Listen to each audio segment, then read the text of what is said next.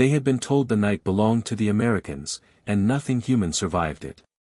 The camp lay still under a sky stretched wide and unfamiliar, somewhere deep in the American South where the air clung heavy even after sunset, and the wooden barracks held the day's heat like a memory that refused to fade, and Anna Keller lay awake on her narrow bunk listening not to noise but to the absence of it, a silence so complete it felt arranged, deliberate, as if the world itself were holding its breath before something unseen began, and around her the other women did not sleep either.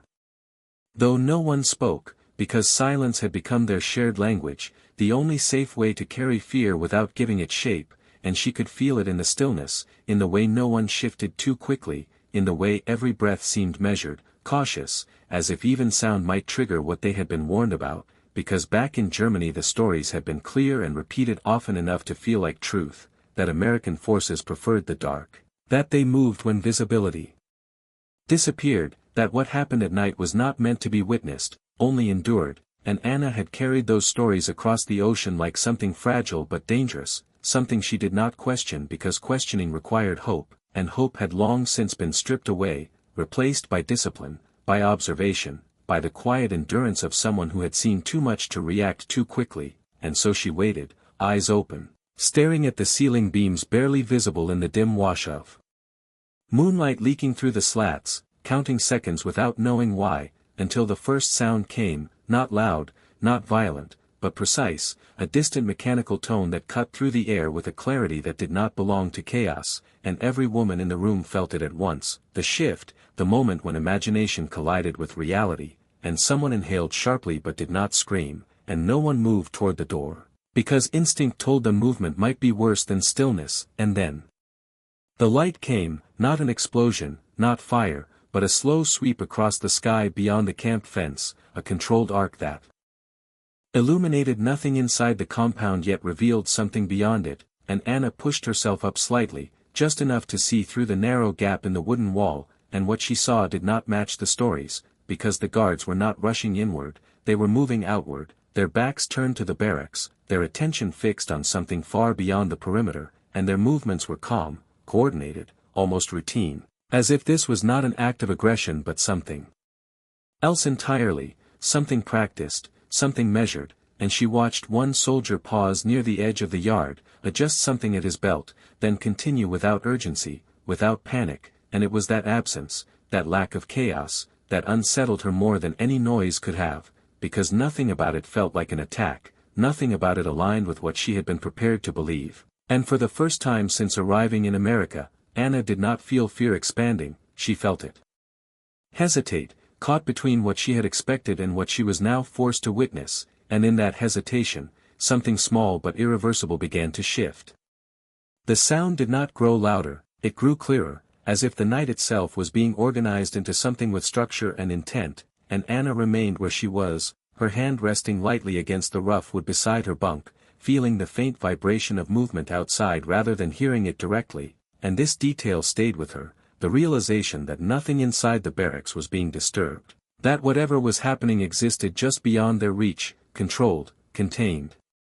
And that distinction mattered more than she was ready to admit, because fear, the kind she had known for years, was always chaotic, always unpredictable, but this was something else, something measured, and across the room one of the younger nurses shifted, her voice barely above a whisper as she spoke a single word in German, asking if this was the beginning, and no one answered, because no one could confirm it, and Anna understood then that uncertainty was more powerful than fear itself.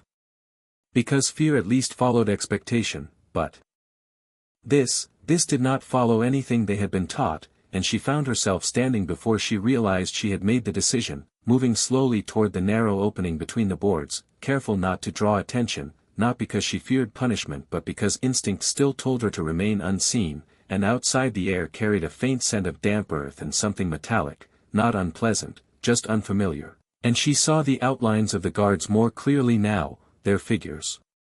defined by the moving beams of light that swept across the outer field, and again, their backs were turned, always turned, as if the danger they anticipated was never from within, and this detail pressed against her thoughts in a way she could not ignore, because it contradicted everything she had believed about power and control, and then she saw him, Captain James Whittaker, though she did not yet know his name, Only that he moved differently than the others, not faster, not slower, but with a kind of awareness that suggested he was not reacting but anticipating, and he paused near the edge of the barracks, his posture steady, his gaze scanning beyond the fence line, and for a moment he stood completely still, as if listening to something deeper than sound, and then he turned slightly, just enough to glance toward the building, not searching, not inspecting, but acknowledging its presence, as if confirming that everything within remained untouched, and in that brief motion Anna felt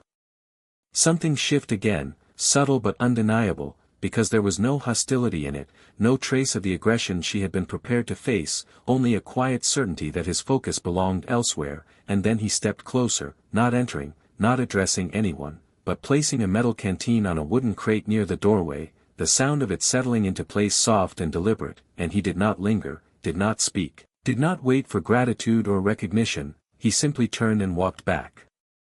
toward the perimeter, rejoining the line of figures facing outward, and Anna remained where she was, watching the canteen as if it might explain something she could not yet articulate, because gestures like that did not exist in the version of reality she had carried with her, they did not fit into the framework of enemy and prisoner, of dominance and submission, and yet it was there, simple, undeniable, and for the first time she considered the possibility that what they were witnessing was not an attack at all, but a response, not directed at them, but away from them, and that realization did not bring comfort. Not yet, but it created space, a small opening where certainty used to live, and in that space, something new began to take shape, something quieter than fear but far more difficult to ignore. The canteen did not move, and that was what made it impossible to ignore, because in a place where everything had been defined by orders and boundaries, an object left without instruction felt almost out of place, and Anna kept her eyes on it while the night continued its quiet motion beyond the walls, the distant sounds rising and falling in a rhythm that no longer felt threatening, only distant, like weather passing over land that remained untouched, and slowly, cautiously, one of the women stepped down from her bunk, her bare feet careful against the wooden floor as if the act of walking itself required permission, and she glanced toward Anna, not asking, not speaking, but searching for something in her expression, and Anna did not nod, did not signal, she simply remained still, and that stillness became its own kind of answer, because the woman continued forward, each step measured, until she reached the doorway where the canteen rested, and for a moment she hesitated, her hand hovering just above it, as if expecting it to disappear or to be taken away, but nothing happened, the night did not react, the guards did not turn, and so she lifted it, slowly, feeling its weight, real and ordinary, and she unscrewed the cap with a soft metallic twist that seemed louder than it should have been, and then she drank, not quickly, not desperately, but carefully, as if proving something to herself with each swallow, and when she lowered it, her shoulders did not tense, her breath did not quicken, and she passed it back without a word, and one by one the others followed. Not in a rush, not driven by fear or hunger, but by something quieter, something closer to curiosity, and Anna watched them all before finally stepping forward herself, the wood beneath her feet warm from the trapped heat of the day, the air carrying a faint trace of humidity that pressed lightly against her skin, and when she reached the canteen she paused, her fingers resting against the cool metal. And for a brief moment she considered the possibility that this was still part of something she did not understand, some unseen rule she had yet to learn, but the absence of urgency outside, the steady, controlled movement of the guards, the fact that no one had spoken, no one had demanded anything in return, all of it settled into her thoughts in a way that left little room for doubt, and she lifted the canteen, bringing it to her lips, tasting water that was simple, clean, and entirely without meaning beyond its purpose, and yet it carried weight, not because of what it was, but because of why it had been left, and as she lowered it she found herself looking again through the narrow gap in the wall, searching not for danger but for understanding, and she saw Captain Whitaker once more, his figure partially illuminated by the shifting beams of light, his attention still fixed beyond the fence, his posture unchanged, and she realized then that he had not looked back, not once. Not to check if the canteen had been taken, not to observe their reaction, as if the act itself required no acknowledgement, no confirmation, and that detail settled deeper than anything else, because it suggested something she had not allowed herself to consider, that the gesture had not been made to be seen, not to create a response, but simply because it was needed, and in that realization Anna felt the last remnants of her certainty begin to loosen, not collapsing all at once, but shifting, piece by piece, as if the structure she had relied on was no longer stable, and for the first time she did not try to rebuild it, she simply stood there, watching a man who had every reason to see her as an enemy choose instead to ignore that definition entirely, and the night, which had begun as something to survive, became something else, something she could not yet name but could no longer deny. The night did not end all at once, it thinned, slowly, like a curtain being drawn back by an unseen hand, and the sounds that had once felt sharp and uncertain softened into distance until they no longer demanded attention, and one by one the guards along the perimeter began to shift their posture, not relaxing, but easing into something that resembled routine rather than alertness. And Anna noticed the change before she fully understood it, the way the tension in their movements loosened just enough to signal that whatever had been expected had passed without reaching them, and this detail settled into her awareness with a quiet weight, because it confirmed what she had begun to suspect, that the night had not been about them at all, and around her the other women returned to their bunks, not with relief, not yet, but with a kind of careful restraint, as if they were still waiting for something to correct what they had just witnessed, for the moment to reveal itself as incomplete or misleading. But nothing changed, the barracks remained untouched, the air remained still, and the canteen, now lighter, rested where it had been placed, its presence no longer strange but no less significant, and Anna did not lie down immediately. Instead she remained standing near the narrow opening, watching as Captain Whitaker moved along the outer edge of the yard, speaking briefly to another soldier in a tone too low to carry, his gestures minimal, efficient, and then he continued on, his attention never drifting inward, never once scanning the barracks for reaction or acknowledgement, and it was that consistency that stayed with her, because it removed the possibility of performance, of staged kindness meant to manipulate or deceive, and as the sky began to lighten at the horizon, a faint gray replacing the deep black of night, Anna felt the exhaustion she had held at a distance begin to return, not as weakness, but as a release, as if her body no longer needed to remain braced against something that had never come, and she finally sat on the edge of her bunk, her hands resting loosely in her lap, her thoughts no longer racing but unfolding, slower now, more deliberate, and across from her one of the older nurses spoke softly, her voice carrying a question that had no clear answer, asking what it had been, what they had just experienced, and for a moment no one responded, because the answer required more than words. It required a shift in understanding that none of them had fully completed, and Anna listened to the silence that followed, recognizing it not as fear, but as hesitation, the kind that comes when certainty begins to break apart and there is nothing ready to replace it, and she looked again toward the doorway, toward the empty space where the canteen had been, and then beyond it, toward the yard where the guards now moved with an ease that suggested the night had returned to something ordinary, and in that quiet transition she understood something simple and difficult at the same time, that what they had been prepared to endure had not happened, and what had happened did not fit into the story they had carried across the ocean, and that difference mattered, not because it erased what they believed, but because it forced them to see it from a distance, to question its shape, its purpose, its truth, and Anna did not speak immediately, she allowed the moment to settle, to become clear in her own mind before offering it to others, and when she finally did, her voice was steady, not loud, not certain in the way it had once been, but grounded in what she had seen rather than what she had been told, and she said only that it was not what they thought, that the night had not come for them, and the words remained in the air, simple and incomplete, but enough to begin something new, something that did not depend on fear to define it. Morning arrived without ceremony, no announcement, no signal, only a gradual shift in light that revealed the camp as it had always been, wooden structures standing in quiet rows, the packed earth still undisturbed, the fence lines unchanged, and for Anna the familiarity of it all felt almost disorienting, because it suggested that nothing had happened, and yet everything had, and she sat on the edge of her bunk watching the others move through the slow process of waking, their motions careful, subdued, as if each of them was measuring the distance between what they expected and what they had experienced, and no one rushed to speak, because language required certainty, and certainty had been quietly taken from them during the night, and replaced with something less defined but more persistent, and as the door to the barracks opened, letting in the early morning air, cool compared to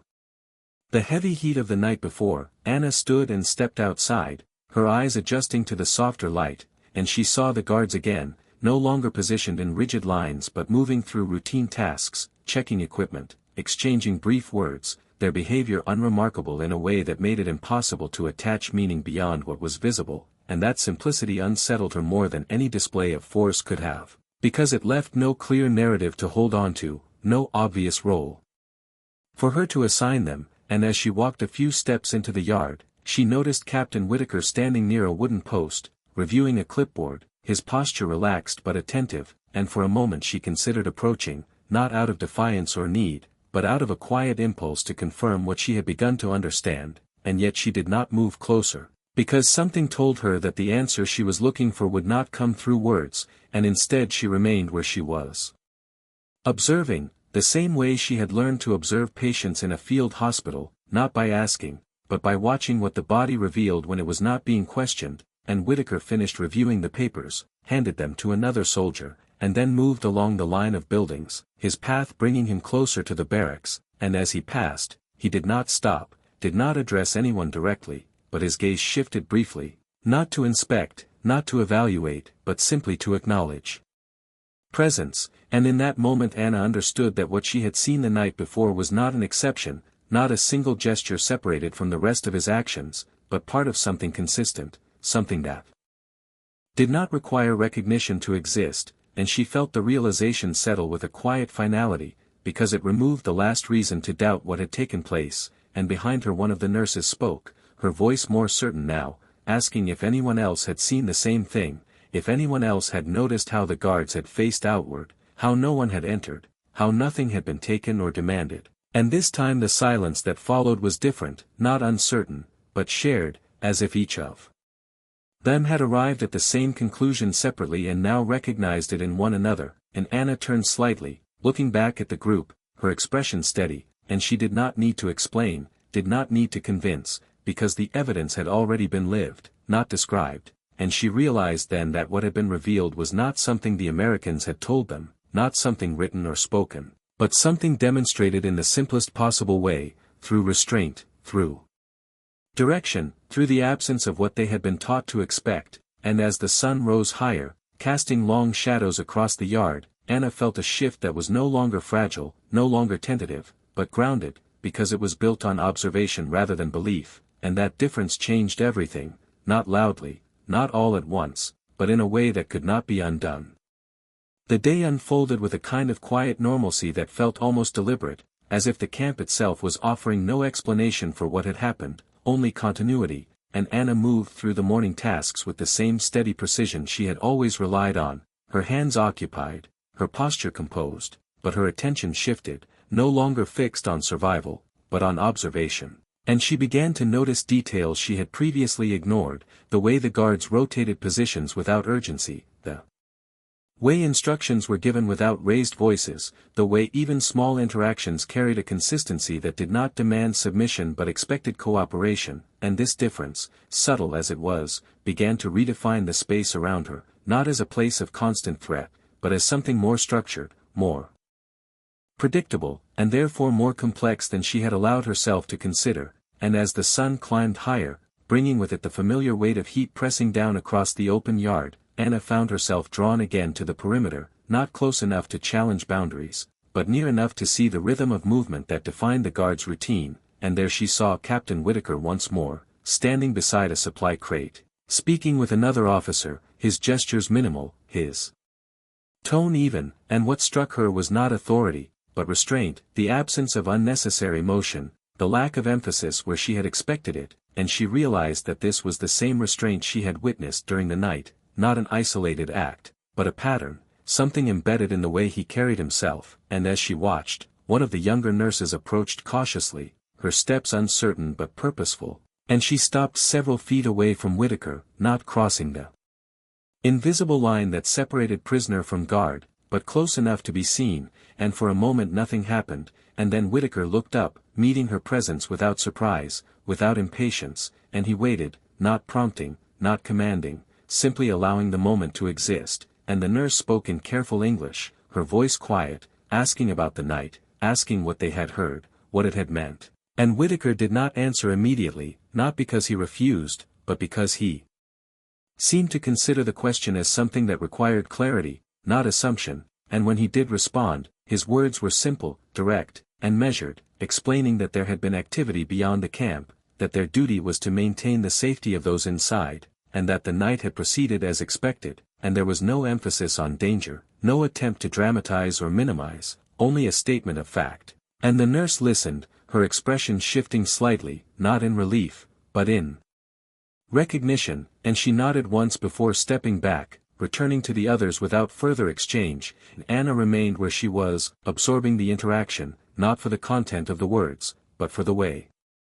they had been delivered, the absence of dominance, the clarity without force, and she understood then that what had been revealed was not hidden behind complexity, not buried beneath layers of meaning, but presented in the simplest possible form, through action, through consistency, through the quiet alignment between what was said and what was done, and as she turned away from the perimeter, walking back toward the barracks, she felt the last fragments of her previous understanding loosen and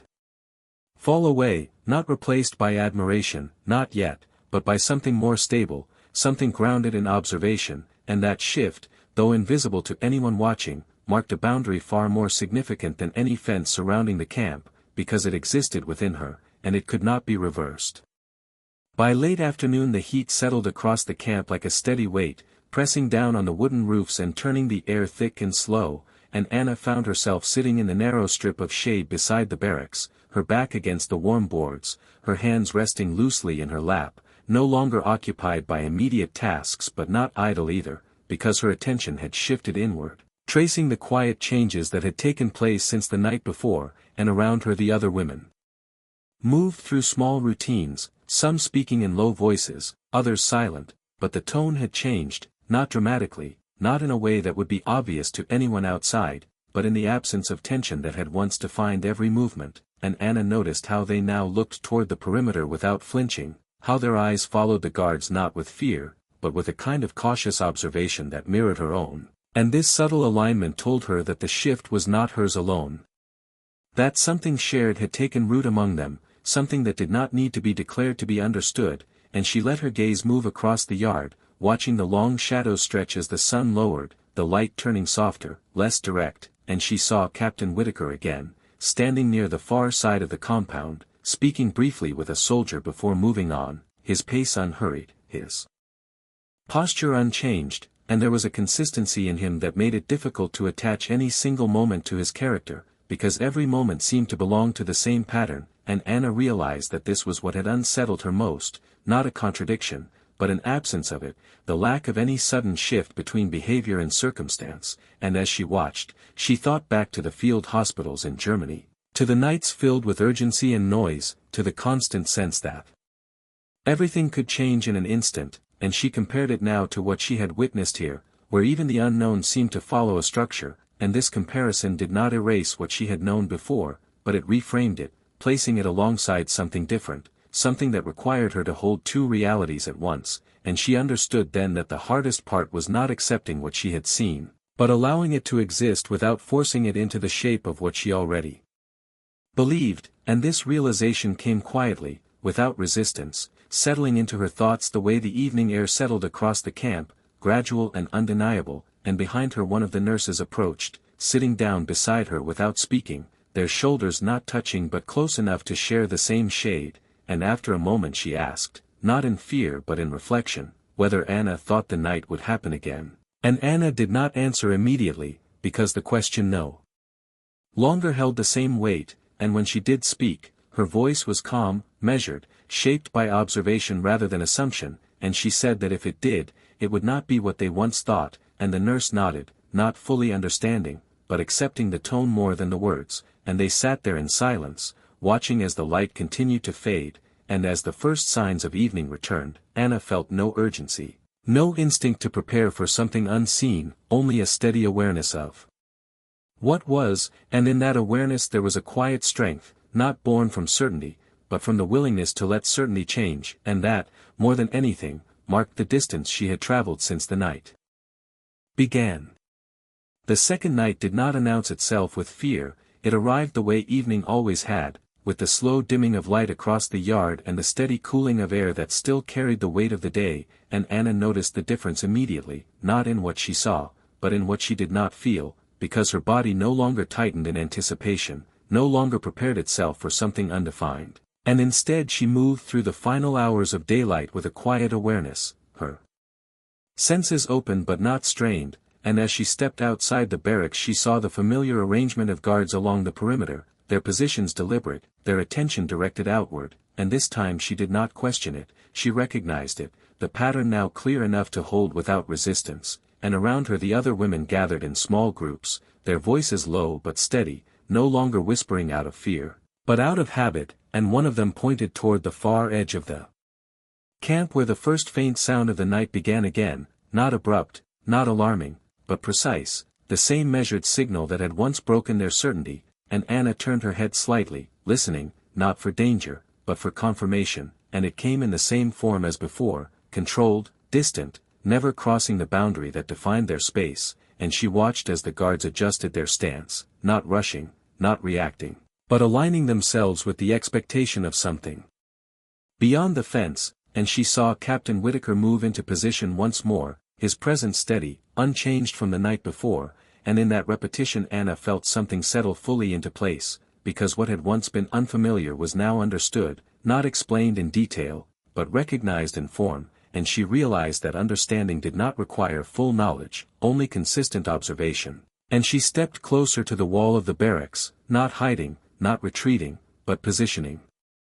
herself where she could see without being seen, her posture calm, her breathing even, and as the light swept across the distant field again, she did not flinch, she followed its movement with her